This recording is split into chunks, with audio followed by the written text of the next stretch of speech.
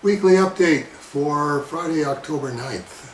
And the big story this week is that the giant warehouse giveaway is moving forward just exactly the way you want it to. That doesn't happen a whole lot in 2015. Word from the warehouse record distribution in Leamington, Ontario, 53 Oak Street West, is that their only other tenant besides Aardvark Vanaheim, Heinz Ketchup, has moved virtually everything out of there that they had in storage. And Bob and Sherry and Julie right now are working to get all of the Aardvark Vanaheim boxes into the same spot and setting out tables and trying to make everything as easy for all of us as possible who are going to be there. And we've got the graphic from Sandy, so we'll put that up. I think that's already been on a moment of Cerebus. But there you go. There's if you're watching this on Friday, you've got until midnight to get one of those discounted rooms, and then they go out there for the general public. Bird watchers and folks like that coming down to Point Beeley to watch birds. Rolly Shapert, actually Funkmaster John's nephew, is going to be probably the first one there on the Friday, hopefully arriving sometime mid-afternoon to reconnoiter the joint and get the boxes in order and start separating the mint comics from the not mint comics. And then Dave Fisher and Sandy Vatwell and I, God willing, we should be coming in about, arriving there about 5 or 6 o'clock, and then hopefully working through the evening, and then we're all going to get an early start on Saturday. The complimentary hot breakfast at the Comfort Inn for the people staying there, that starts at 7 a.m. and we should all be down there eating our breakfast probably by 7 a.m. or very shortly thereafter. How this is going to go depends to a great extent on how many people show up. So if it's just me and Fisher and Sandeep and Rolly, then it's probably going to go one way. And if we've got 250 volunteers show up, then it's probably going to go a completely different way. But we won't know that until we're all there and thinning out those boxes. Anyway, big thank you in advance to everybody who's going to come out and help us with this. We're getting pretty good at taking all the lemons that get thrown at us and turning them into lemonade. And we're hoping that this is the big warehouse giveaway is going to be another shining example of that. And what else do we got here? Facts from Justin Eisinger at IDW. Hi Dave, heading to your P.O. box is a printer proof of the full Cerebus cover treasury interior for review. This draft includes the introduction by Kevin Eastman. This is the first I heard of that. Woo woo, thank you Kevin. All the annotations by you and Gerhardt and all the original art we've been able to source through our various channels. We are building the final book cover now and will send for review ASAP. I wanted to get this in your hands for consideration. Please review and let me know what comments/suggestions you have.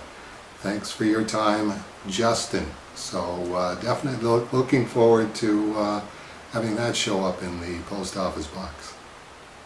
What else? We're just about ready to launch the Kickstarter for Cerebus Archive Number 4. Last few pieces going into place. Target launch of today, probably not going to make it today, but hoping sometime in the next couple of days. Here's part of the video that Dave Fisher has put together. Spoiler warning!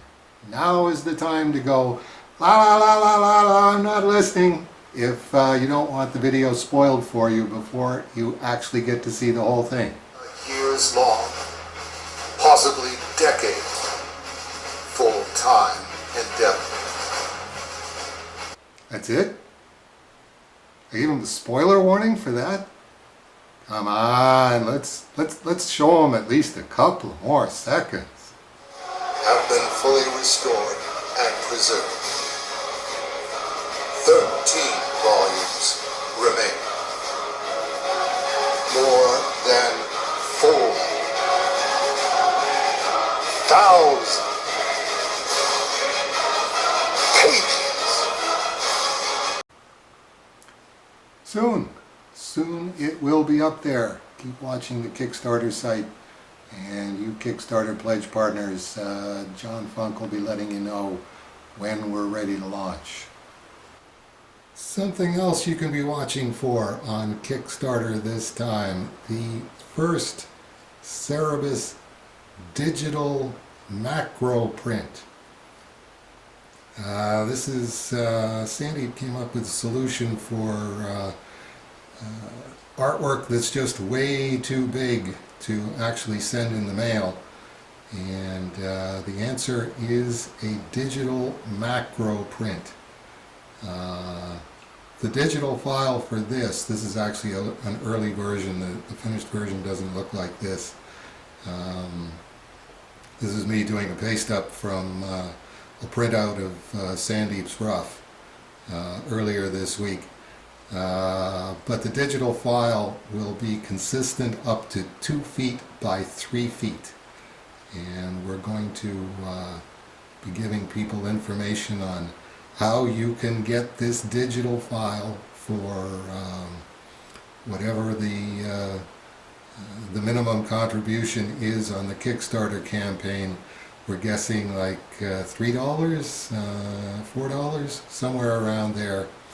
You get this this digital macro print, and you can either just skim around on it on your laptop, 2 feet by 3 feet, or you can take it to Kinko's and get a 2 foot by 3 foot poster made of it. We're definitely going to get one done for the wall of Camp David, if for no other reason than to keep everything in perspective. The green dots represent what has been restored and finished so far, and the red dots are the road ahead of us. We're also going to be using it as a fundraising tool. This seemed to be about the easiest way to explain what it is we're trying to do, where we are, and why it's going to take way too much money and time to do it. Also, you can be watching A Moment of Cerebus for frequent updates on the progress of the development of the Cerebus Foundation, which will be the umbrella organization that governs all of the restoration and preservation of all the Cerebus materials, the Off-White House, etc., etc., etc. It's going to be formed and governed and administrated with complete, complete transparency. And A Moment of Cerebus will be a big part of that. You will see every step in the development of the Cerebus Foundation and where you fit in.